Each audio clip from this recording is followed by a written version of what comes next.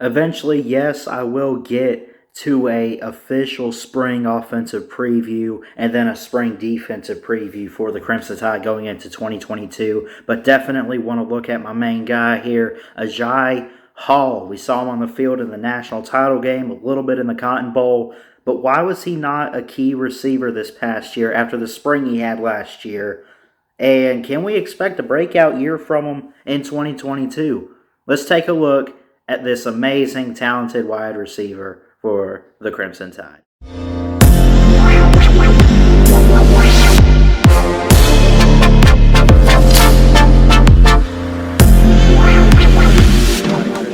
Here with Ballard Sports Media, coming at you with a quick video today, not using StreamYard because I wanted to get some pictures and just kind of show some film and everything, but it's incredible. I want to talk today about my guy Agiye Hall for Alabama, number 84. I think he wore number 14 or something in the spring. He kind of changed his jersey number up. He's a sophomore this upcoming season from Valrico, Florida.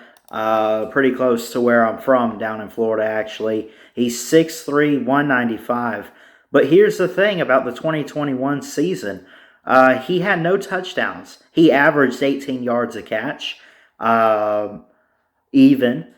He had 4 receptions for 72 yards. Dang. And this guy was highly recruited, a 4-star, very, very good. And when you look at it, Agiye Hall is, how do I put this? He's very talented, but you have to earn your spot. And, you know, it's not what I'm hearing this offseason, but from what I heard this past year from all the experts, they said Nick Saban said that he just wasn't putting in enough effort like the other guys, right? He didn't really have any issues. He didn't really have, you know, the off-field struggles or whatever. It wasn't like that. He just, you know, I don't know. He just wasn't up to where a guy like John Mechie, a guy like, which by the way, Slade Bolden, and you have Jameson Williams, who we brought in as a transfer. I think if we don't get Jameson Williams, that leaves an extra spot. Maybe Agiye Hall steps up a little bit more. Real quick, a scouting report on him. Charles Power, a national writer for 247 Sports, put this out and compared him to Brashad Perriman for the Tampa Bay Bucks and said that right now, or at least back then, and I don't think it's changed, but I think this year he could definitely improve his draft stock.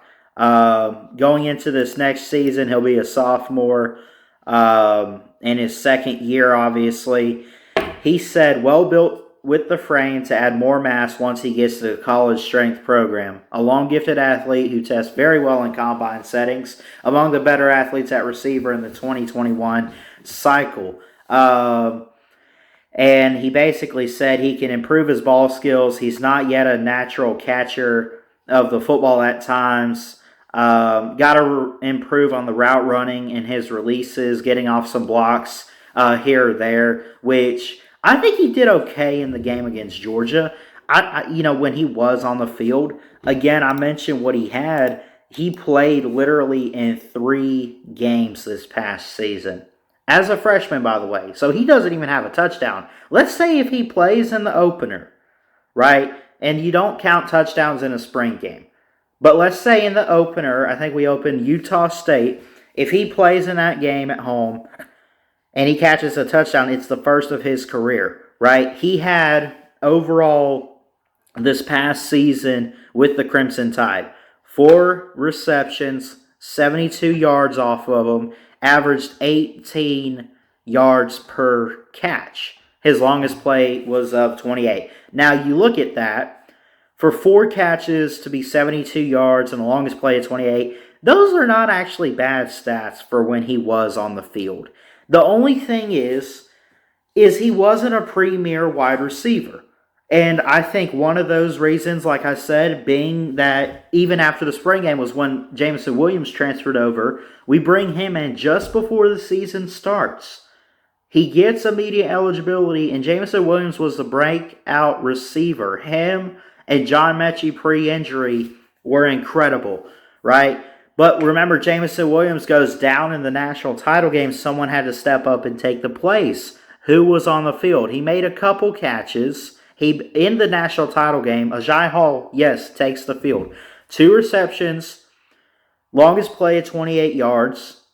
And so he had 2 receptions for 52 yards, averaged 26 yards a catch, the longest play being of 28, but no scoring touchdowns. So he caught a big play or two, honestly, just kind of a deep ball. He's got good ball skills and control. I really do think that he's going to be a breakout star for the Crimson Tide this next season if he starts. Now, I'm not here to guarantee or say anything. I think that he could have, if he's healthy, I think we should play him. I thought we should have played him last year. I think a lot of fans, Alabama fans, love seeing him in the spring game. And just seeing him on the field, I mean, it was incredible to see the balls that were thrown to him. I think he caught one from actually Paul Tyson, who's now at Arizona State. I don't think it was Bryce Young, but he caught a ball or two from Paul Tyson. And just his speed, his size and acceleration, too, is just very, really very incredible. He's 6'3", 195. Number 84, as I mentioned, is his number. He is an active player. He's on the roster. He'll be a sophomore this year. So in year 2, which is normally it's not this guy's been sitting on the bench and sitting on the bench for years. I mean, it was 1 season, but the thing was he did so good in the spring game. But I guess after that spring game, something kind of took a toll where it just, according to Nick Saban, it just wasn't the work ethic or effort that he put in prior, like in the spring, so throughout the summer and fall camp. I don't know what came up, but it wasn't enough to get him a whole lot of playing time as a key receiver. Plus, again, you bring in a transfer guy. But you can't really, one guy doesn't necessarily, I guess in some ways, I honestly, in my opinion, I think he takes the spot of Williams in the slot, being like the X or the Y receiver for us if Williams isn't coming from Ohio State. If he doesn't transfer in here, we don't have a transfer receiver to put on the field that could potentially be a breakout star as Jameson Williams was this past year.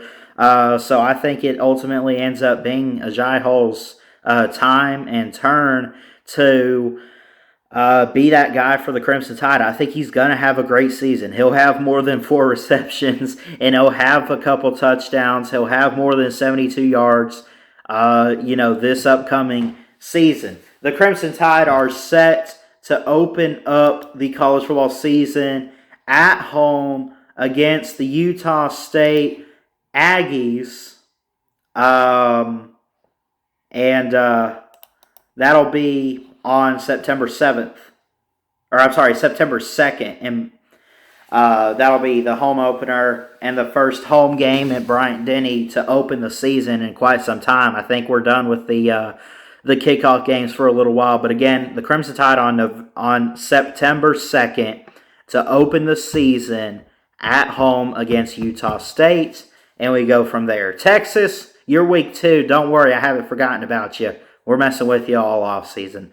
But anyways, Tide fans, comment down below. Let me know what you think of Agiye Hall. I think he's got a bright future. I think he could break out as a key receiver in his sophomore year this year, and then he'll have an extra year after. I think as long as he sticks to the program and just keeps building himself, I think size-wise he's pretty good. I think he's well built for a receiving position and a key receiver.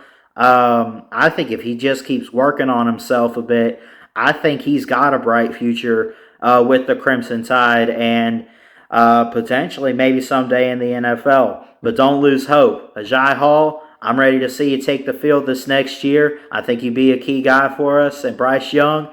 And we wish you nothing but the best and all the other players, but you got to earn your spot. I think he can do it. So, I love you guys. I'm going to get out of here. Please like, comment, and subscribe right here to Ballard Sports Media for more sports content. And until next time, folks, Ballard Sports Media, check it out. Love y'all. Jesus loves you. God bless. And as always, from an Alabama fan, roll Tide, roll. Woo! Ballard's out.